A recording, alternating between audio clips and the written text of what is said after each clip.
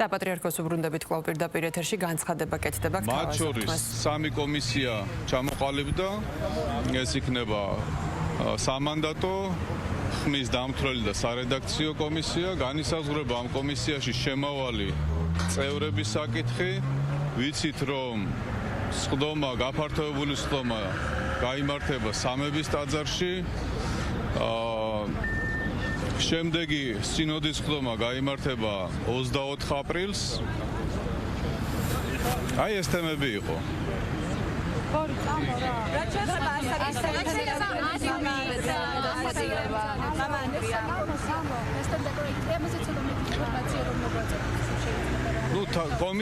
კომისიის სახელწოდებები თავად ლაპარაკობს მის ფუნქციაზე, ხო? იმიტომ რომ ეს პროცესი, რაც პატრიარქის არჩევას უკავშირდება, არ არის მარტივი პროცესი, ხო? გვესმის, რომ ხმები უნდა დაითვალოს, მით უმეტეს გაფართოებულ სხდომაზე ბევრი დელეგატები იქნებიან და მოწესრიგებულად უნდა იყოს ყველაფერი და არ უნდა დარჩეს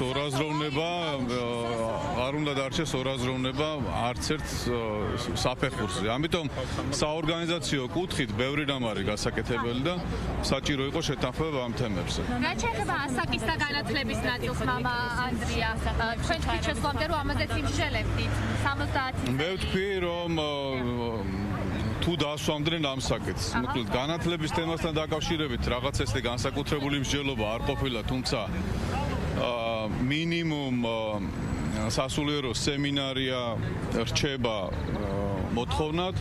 რაც შეეხება ასაკის შესახებ გადაწყვეტილება დღეს არ მიღებულა, არ გამოიკვეთა, თქვათ, როგორ იქნება ინტერპრეტირებული ის ჩანაწერი, რაც არაუმეტეს 70 წლისა არის აღნიშნული და შემდეგ სინოდის სხდომაზე, როდესაც სამი კანდიდატი იქნება გამორჩეული, მაგ დროს იქნება ამის შესახებაც მსჯელობა და განისაზღვრება.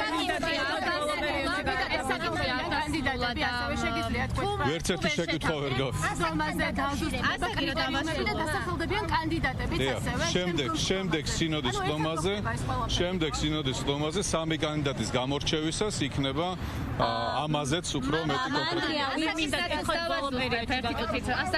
თქვენ არ დასმულა ასაკის საკითხი თუ დაისვა თუ ვერ შეგავდით? დაისვა და რადგანაც ძალიან ბევრი იყო სხვა საკითხები, ამიტომ გადაწყდა რომ შემდეგ სინოდის სხდომაზე იქნას უფრო კონკრეტულად ამაზე მიღებული გადაწყვეტილება. როგორ?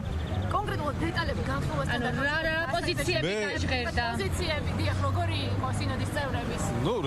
რაც გვესმის ჩვენ აქ მსჯელობა უნდა ითვლებოდეს თუ არა 71 წლამდე მიღწეული ადამიანი უნდა ითვლებოდეს თუ არა ამ კატეგორიაში, რომელიც აკმაყოფილებს თუ არ უნდა იყოს. ეს ორი პოზიცია არის, ამაზეა ჩამოსაყალიბებელი შემდგომში ეს მსჯელობა. თქვენ რა პოზიციები იხსენებთ თქვენ? რასთან? რომ დამოვწუროთ სინოდის საკითხი. ფაქტებს რამდენად მნიშვნელოვანია რომ ამ პროცესებში მაქსიმალურად თქვენი პასუხი რა იქნება? თუ არ ჩავთვლით რომ საზოგადოებაში სხვადასხვა საკითხებზე ხდება ხოლმე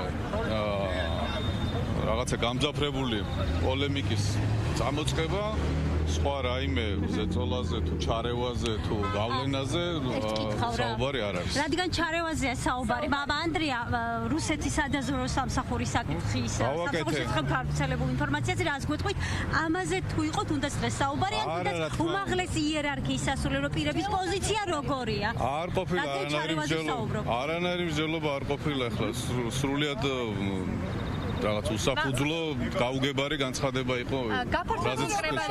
განცხადება. ვერანაირად არაფერი აზრი არ მაქვს, ვერ ხედავ შინაარს. გაფართოებაზე მინდა დეტალები. გაფართოებაზე მინდა რომ კითხოთ გაფართოებრივი კრების საკითხზე.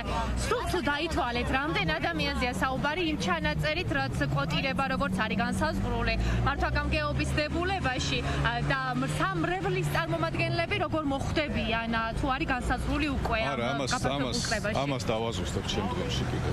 ანუ იმ დღეს 24-ში დავაზუსტებ თუ? ზუსტება. მსჯელობა მოხდება, მაშინ მოხდება ამის დაზუსტება, მამა ანდრია.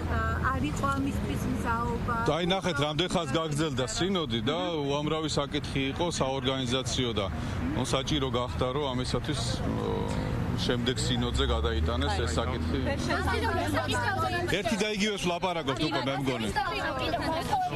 დანარჩენს უფრო დაზუსტებულად თქვენ ნახავთ, როდესაც წაიკითხავს განჩინებას სინოდის მდივანი, იქ იქნება დაწვრილებით ყველაფერი.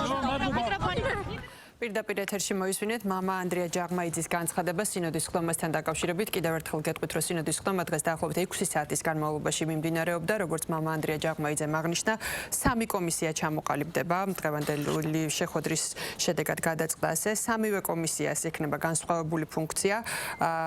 გაფართოებული ხდომა ჩატარდება სამებაში და 24 აპრილსაა ჩანიშნული სინოდის მომდევნო ხდომა. სწორედ ამ ხდომაზე გაირკვევა პატრიარქობის კანდიდატების შესახებ და ასევე ამ ხდომაზე გადაწყდება ასაკობრივ ცენზთან დაკავშირებული გადაწყვეტილებაც.